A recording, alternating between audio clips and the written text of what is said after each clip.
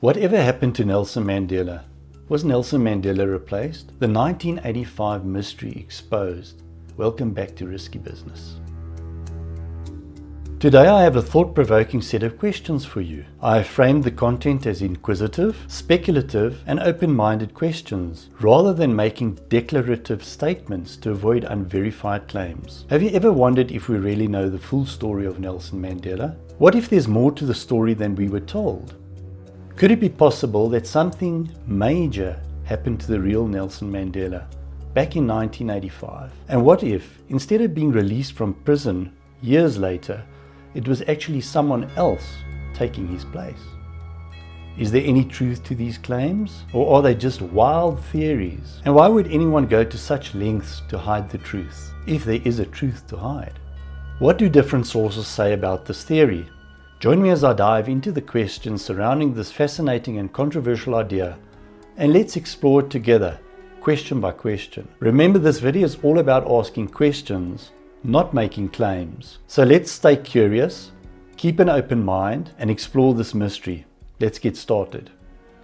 A critical question hangs in the air, demanding our full attention. Was the real Nelson Mandela quietly replaced by counterfeit decades ago? Or perhaps did an imposter, someone trained, perhaps even controlled, take the place of the revered Madiba?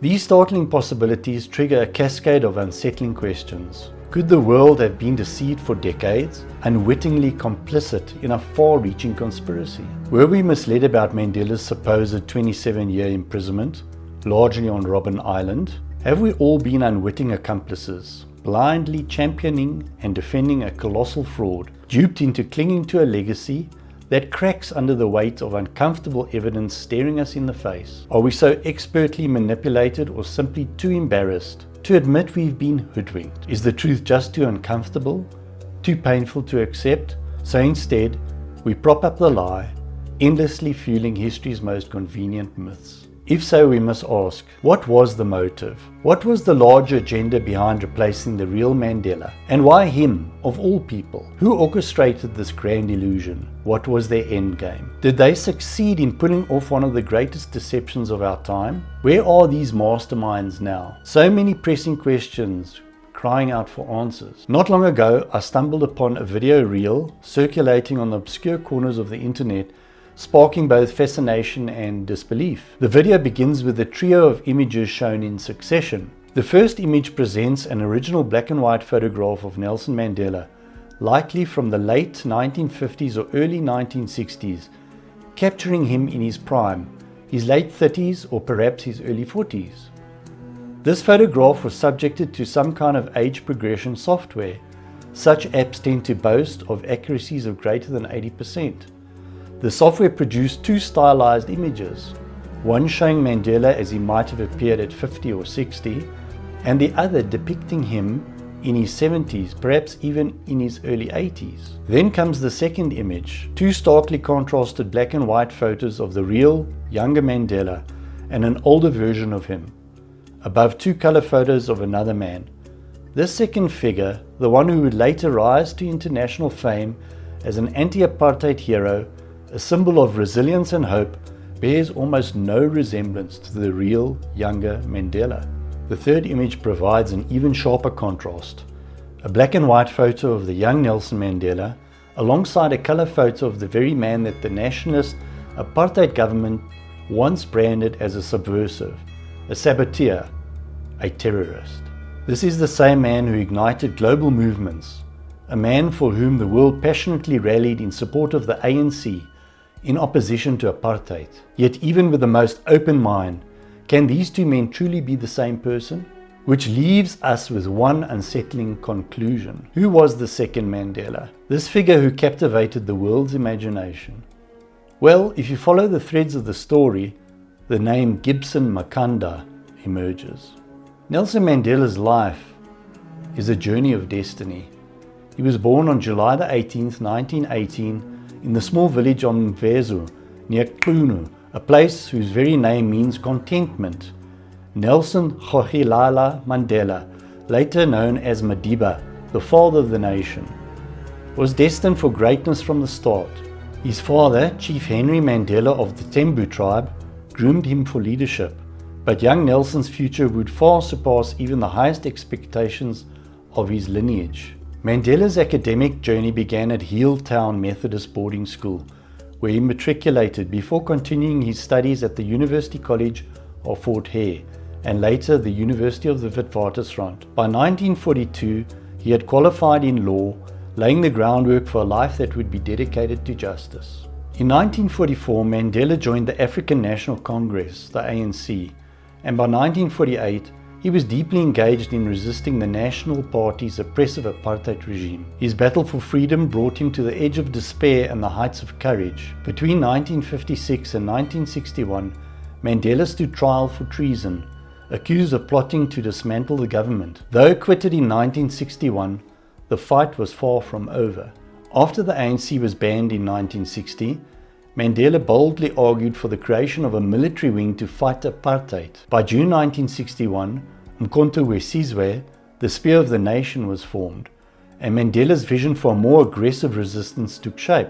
His travels across Africa seeking political and financial backing brought him face to face with key leaders from nations like Ghana, Senegal, and Liberia. Even in exile, his voice grew louder. But on August 5, 1962, that voice was temporarily silenced. Arrested and sentenced to 5 years imprisonment, Mandela's fight was far from over. In 1963, he and his comrades from 𝐂𝐻𝐿 stood trial once again, this time for plotting to overthrow the government through violence. His speech from the dock became an international rallying cry. During my lifetime, I have dedicated my life to this struggle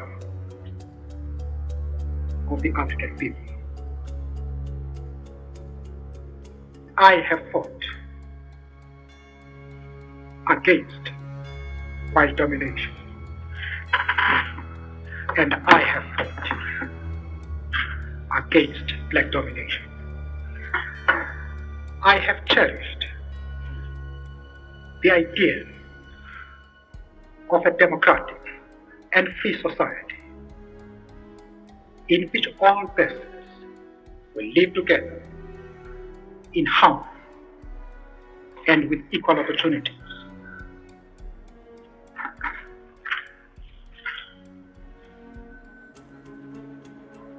It is an idea for which I hope to live for and to see realized. But my Lord, if it needs be, it is an ideal for which I am prepared to die. On June 12, 1964, Mandela and 7 others were sentenced to life in prison. For 18 years, Mandela languished on Robben Island, his resolve only growing stronger with each passing year. By the time he was transferred to Pollsmoor prison in 1982, Mandela had already become a symbol, a figure larger than life, representing the hopes of an entire nation. Throughout his imprisonment, Mandela's stature soared. His name became synonymous with resilience, dignity, and unyielding quest for freedom. Despite numerous offers to compromise in exchange for his release, he steadfastly refused to abandon his principles. And then, on February the 11th, 1990, history was made. Nelson Mandela was unconditionally released, stepping out from the shadow of prison bars into the blinding light of freedom. He wasted no time, throwing himself headlong into the work that had defined his life, realizing the dream he and countless others had envisioned for nearly 40 years. In 1991, Mandela was elected president of the ANC, while his lifelong friend and confidant, Oliver Tambo, became the organization's national chairperson. Mandela's release marked the beginning of the end for apartheid, as South African President F.W. de Klerk lifted the ban on liberation movements such as the ANC, the PAC, and the SACP. Mandela's relentless struggle was finally gaining the momentum it needed. On May 10, 1994, Nelson Mandela became South Africa's first black president, a moment that not only reshaped his nation, but resonated across the world. He held office until the 14th of June 1999, a time in which South Africa underwent a profound transformation. In recognition of his legacy, the United Nations declared the 18th of July Nelson Mandela International Day in November 2009, the first time the UN designated a day in honor of an individual.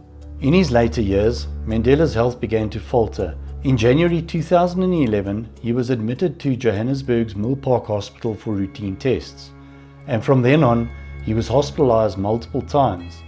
The once vibrant leader now kept a lower profile, but his influence remained as powerful as ever. On December 5, 2013, at the age of 95, Nelson Mandela passed away at his home in Houghton, Johannesburg, surrounded by family. His journey from the valleys of Qunu to the highest halls of power had come to an end. On December 15, 2013, South Africa and the world bid farewell to the man who had shaped a nation, as he was laid to rest in the quiet earth of Qunu, the place that had once cradled his beginnings. Back to the video under discussion. The female narrator starts off by essentially saying, "Fact, the Mandela who went to jail and the guy who came out of prison are totally different. The guy who came out was sourced from all over Africa to replace the real Mandela, because Mandela had died after being interrogated. They were looking for someone who had a similar facial structure and physique. Then some plastic surgery was performed. The 10 years of so-called solitary confinement that took place was just 10 years to prepare and train the imposter." Why do we say this, you may ask? Before Mandela became a politician, he was just another black boy in South Africa. Apartheid intelligence would have known very little about his youth, so could not brief him accurately or properly. This imposter, Mandela, comes out of prison, and we're told that all of his homeboys, his village friends, are dead. So he is lonely. Instead of going home to his village and community to find out what happened to his community, he goes to the Manels, a rich white mining family living in suburbs for the rich. Fact, this Mandela was asked questions by his community which the imposter could not answer. Why? Because he was never there. Only the real Mandela would have known. For example, which stone was his jumping off platform as they swam as kids? Where in the river did they swim, etc. Verwoerd, the father of apartheid, his grandchild Zelda Legrandsie, was appointed as Mandela's PA and secretary. She was an apartheid agent watching over him. Which leader or president would have agreed to such nonsense? She realized the imposter Mandela was being exposed in the village, so he was removed. Then the media was used to run the narrative propaganda story. The video has an insert. Nelson Mandela was head of the delegation at the CODESA negotiations. Chris Hani, the staunch leader of the South African Communist Party and chief of staff of Umkhonto we Sizwe, stormed out of the CODESA negotiations as he saw the struggle and country being betrayed and sold out. He was later killed. And a tale of two deaths. A photo of F.W. de Klerk with the caption, "He died leaving his people wealthy, owning the land and the economy." A photo of Nelson Mandela with the caption, "He died leaving his people with quotes, statues, a dance and a public holiday." Another text insert states, "They also left a constitution and a system full of askaris to ensure the status quo remains and further displacement of natives from country and economy continues." The meaning of askari?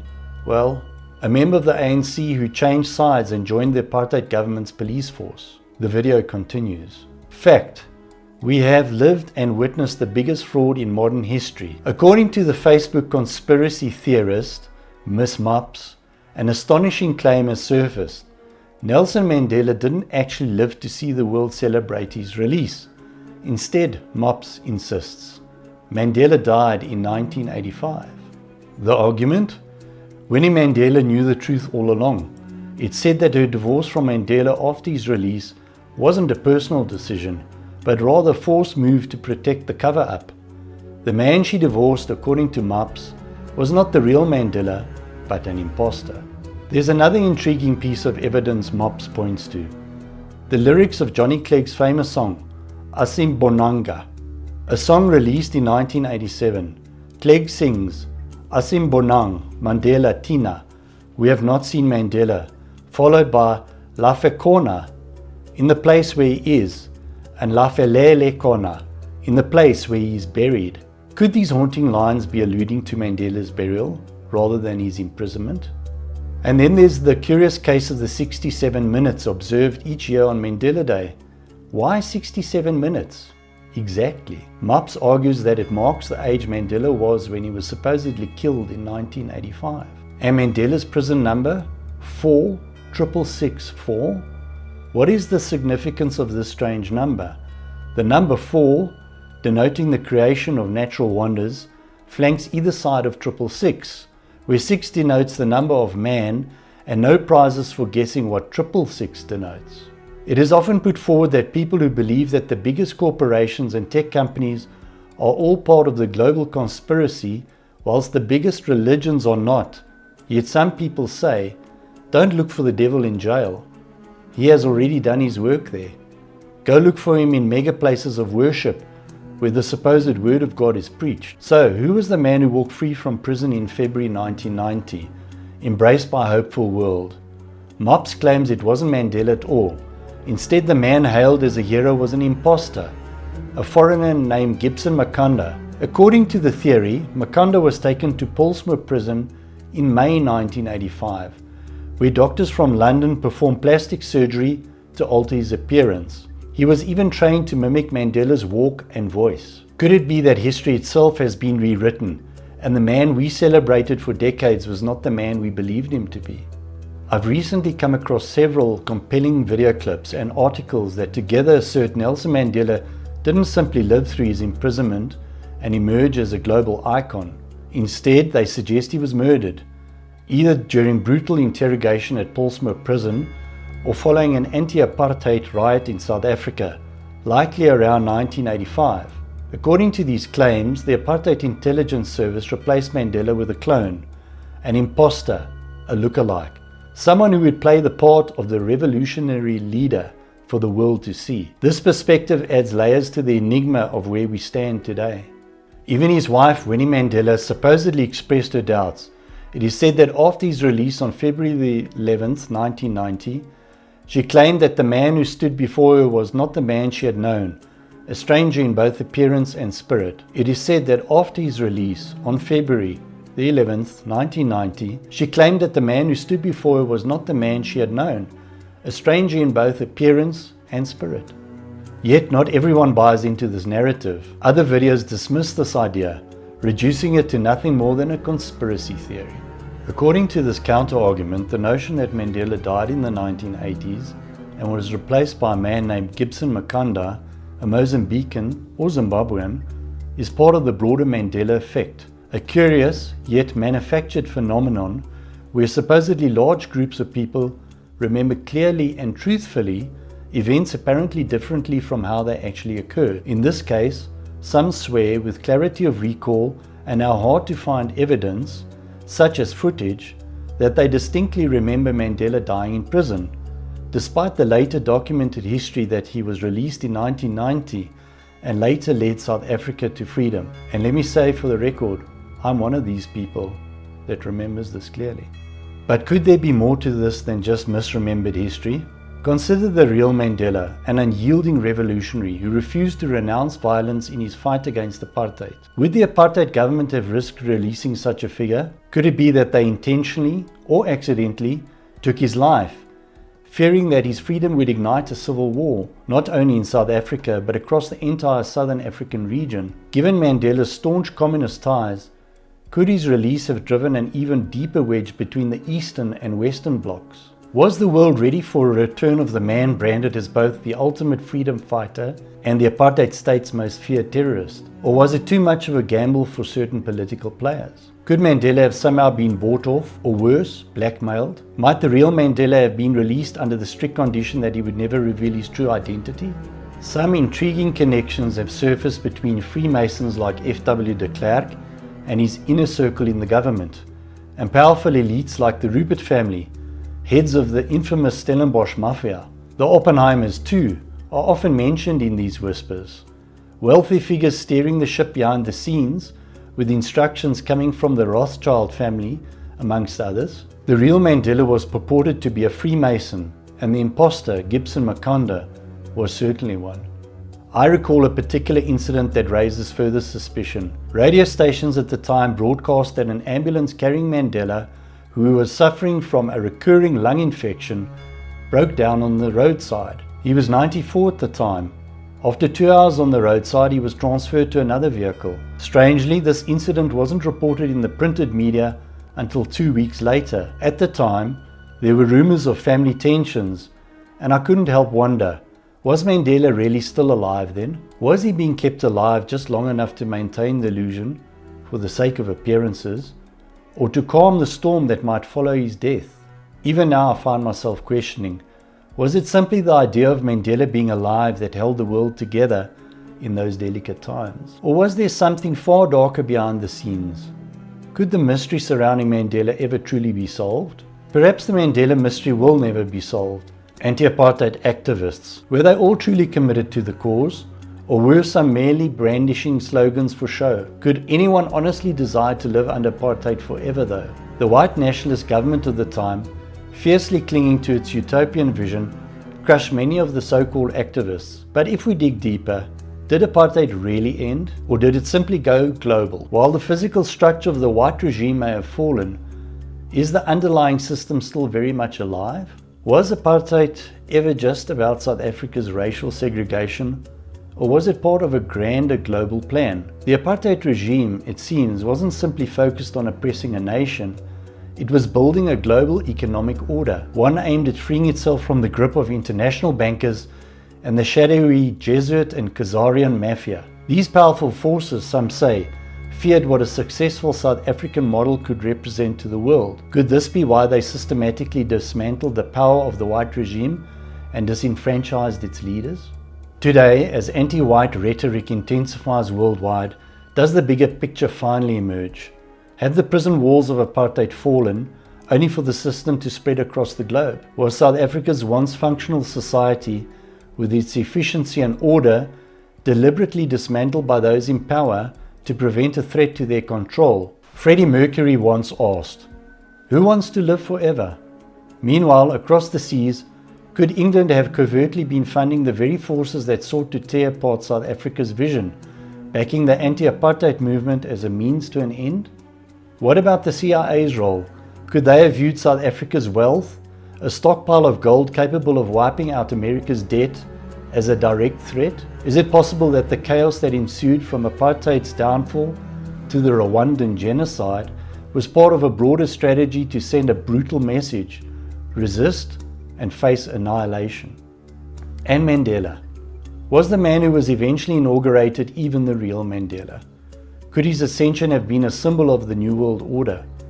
As the bloodshed mounted, was South Africa's submission to an international network inevitable? Had the nation, under the guise of freedom, surrendered its sovereignty, steered by internal puppets, instructed by external puppet masters? Could it be that while the world celebrated the end of apartheid, we are still voting for it, just under a different name? As townships multiply across South Africa, Europe, and America, are we witnessing a new form of segregation, one that keeps us all prisoners within visible borders? And what of Cyril Ramaphosa and Mandela? Could they have been fakes, planted in 1985 by a joint CIA and South African state security project, trained to deliver a rainbow nation and a hollowed out constitution? Was the black population given a fabricated idol, Mandela, hailed not from South Africa, but possibly from Mozambique or even Zimbabwe, crafted to serve as a symbol of the West's benevolence? Is it possible that world film stars, politicians and celebrities like Obama and Beyonce have unknowingly or knowingly continued to prop up this myth, offering false pledges and basking in the glow of a fabricated legacy? Could their promises have been more about polishing their own images rather than uplifting the South African masses? Could the so-called deal to secure this facade have been struck in Stellenbosch's shebeens by the Stellenbosch mafia long before 1990, after the fake Mandela secret negotiations? Even Winnie Mandela, who had fought fiercely for her people, appeared to act differently in 1985. Is it true that the real Mandela was assassinated that year, buried quietly, and replaced by Gibson Makanda, the imposter, Some say Winnie mourned deeply at a gravesite in 1985. Was it his? Does Mandla Mandela, the real Mandela's grandson, know about these two burials? Could he be staying close to the ANC as an MP to protect the secret? Could it be that only the real Mandela is buried at Qunu, while the CIA whisked the fake's body overseas? Who then truly killed the real Mandela? Was it the notorious South African security branch in the Eastern Cape after tip-off from the CIA? Or was it the ANC's own Quattro camp in Angola, where Mandela may have been viewed as a traitor? Could international powers have orchestrated his death when he refused to denounce the armed struggle? Is it plausible that the Mandela who divorced Winnie had no true connection to her or their children, going on to marry another CIA asset, Graça Machel, to help manage the fake Mandela staff overseen by white CIA operative 𝐂𝐍𝐉𝐎𝐒? Could Mandela have actually been released as early as 1982, only to be killed in 1985? Some claim he was intercepted with the Pepco 3 at Port Elizabeth Airport on May the 8th, 1985, tortured and murdered. Was that the real Mandela's fate? Was Gibson Makanda's rise to replace him orchestrated shortly thereafter? Could the formation of the UDF in 1983 under Dr. Alan Boesak have been part of an unsuspecting campaign to push for this fake freedom? Was it true that figures like Trevor Manuel, Cheryl Carolus, and Pravin Gordhan were aware of the farce and enriched themselves from it? Were those who remained silent, figures like Saki Makazoma and Jesse Duarte, also rewarded for their complicity, as they helped maintain the charade, with white-trained CIA handlers like 𝐂𝐍𝐿 taking over after 1990? Finally, how does Cyril Ramaphosa fit into this web of deception? Was the National Union of Mine Workers, NUM, formed by Ramaphosa with the backing of the Oppenheimers, simply a front to control workers' actions, to study and suppress mass movements?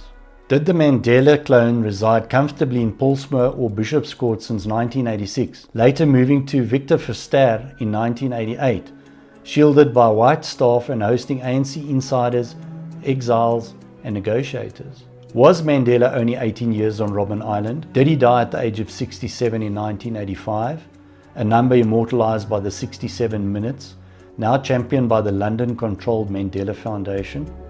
Is this untold story behind this global idol the mystery that remains hidden in plain sight?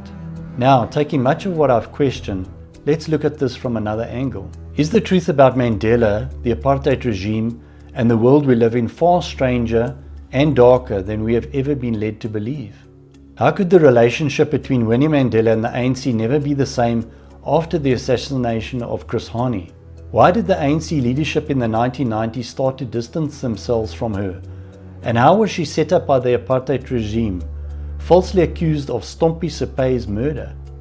What revelations did the former apartheid chief of police, George Fivers, make after Winnie's death? How shocking is it that he confessed it wasn't Winnie, but Jerry Richardson, the Askari who led the Mandela soccer team, who killed Stompie? Why did Desmond Tutu publicly humiliate Winnie during the Truth and Reconciliation Commission hearings? Was the bitterness mutual between them?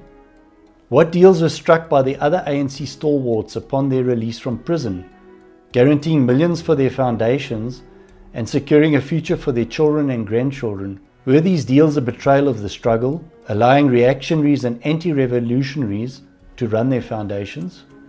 Is it true that Nelson Mandela was assassinated on May the 8th, 1985, and that the elections held on the 8th of May in later years celebrated this event? Was he replaced by the imposter, Gibson Makanda, known as Mandela II, to pacify the South African nation? Could it be that most ANC leaders in exile knew about this, including Zuma, P.W. Botha, and F.W. de Klerk? Was this the leverage the National Party, Oppenheimer, Rupert and Cyril Ramaphosa used to force the CODESA deal, which was probably already agreed to behind closed doors prior to the CODESA negotiations?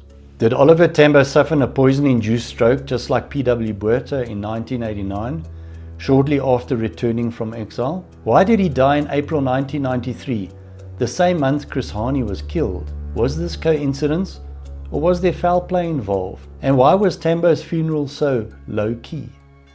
Was Cyril Ramaphosa groomed by Oppenheimer from as early as 1985 to deliver the CODESA negotiations? And Rolf Meyer, suddenly appearing out of left field and basically unknown until that time, now carry the negotiations on behalf of the nationalist government? How could both Ramaphosa and the alleged fake Mandela, Gibson Makanda, fail to know real struggle or liberation songs and be unable to perform the Toi Toi? How did Ramaphosa, with such a novice background, suddenly parachute into the positions of National Union of Mine Workers Secretary General in 1989 and ANC Secretary General in 1991? How could someone with no experience in exile, the streets, or Robben Island be trusted to negotiate for the future of South Africa? Is it not mind-boggling that Ramaphosa, who didn't endure the hardships of the struggle, led negotiations for the nation's future after just a few weekends with NUM?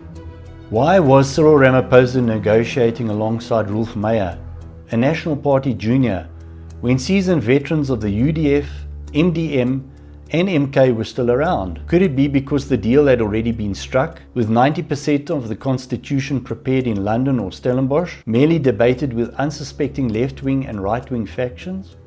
What role did Ramaphosa, Mbeki, Gordhan, Manuel, Tito and Joel Marcus play in ensuring whites kept their wealth through the TRC, the Truth and Reconciliation Commission, and transitional government, where decisions were made to move trillions overseas?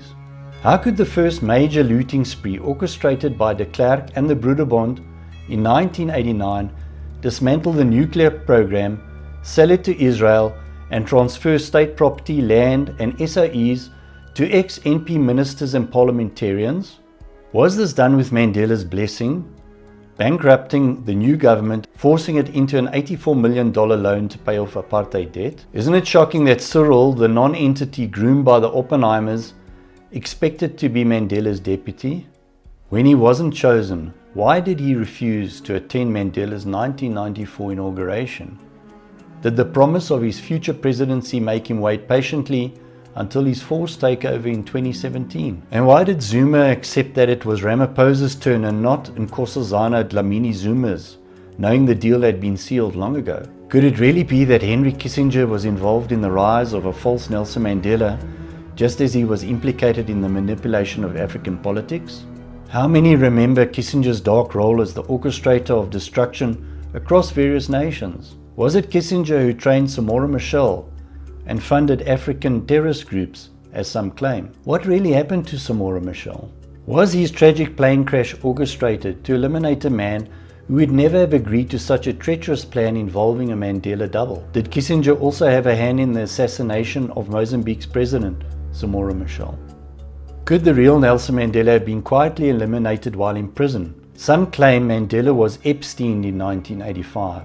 Is it possible that the Evening News once declared Mandela had hanged himself in his jail cell? Many who were around then, including Michael de Morgan, the newsreader, reportedly witnessed guards carrying Mandela's body out of the prison on national television. Is it conceivable that the world has forgotten such a monumental event, or were they made to conceive of it being a different event?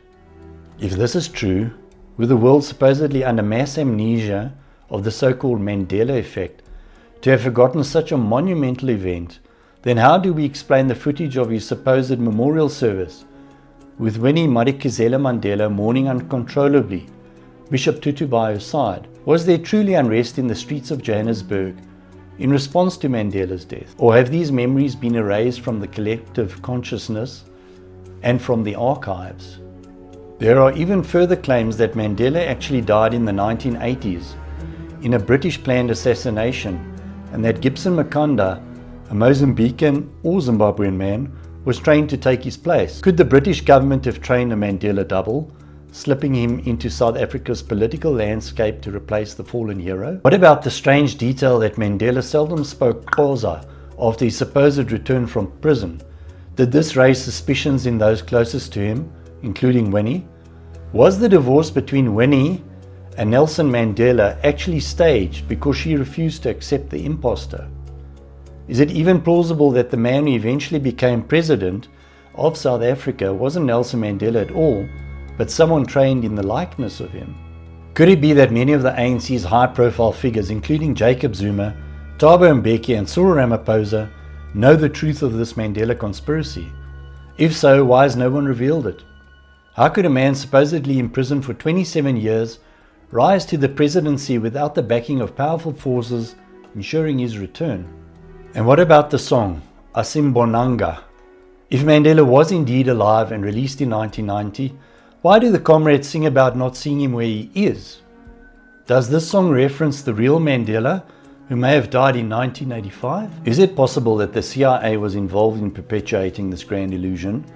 A CIA memo from 1986 signed by Joe Biden mulled over the possibility of Mandela being alive, healthy and free in South Africa. But why would such a document exist if Mandela hadn't died? Is this all part of a broader Mandela effect designed to manipulate collective memory? Did the failure of P.W. Botha's infamous Rubicon speech in 1985 stem from the fact that the Mandela prepared to denounce violence wasn't yet adequately trained to play his role? Could it have taken 5 more years of secret preparation and strategic alliances to groom this imposter to take his place as South Africa's leader? Finally, has the world been duped by the greatest deception since July the 20th, 1969? Could Mandela's widow, Graça Machel, have been part of this elaborate plot all along, ensuring her role in history as South Africa's First Lady? What if everything we've been told about Nelson Mandela's life, death, and legacy has been carefully manipulated by powerful forces, figures like Kissinger, the CIA, and the British government? Could the real Mandela have been erased from history, replaced by a figurehead more palatable to Western powers and South Africa's personal needs? I'll leave these questions as thoughts for you to ponder and mull over. If you have any further information to add or even ideas about other strange historical events to investigate further, leave your suggestions in the comments. For more risky information, keep tuning to Risky Business, and remember, stay risky.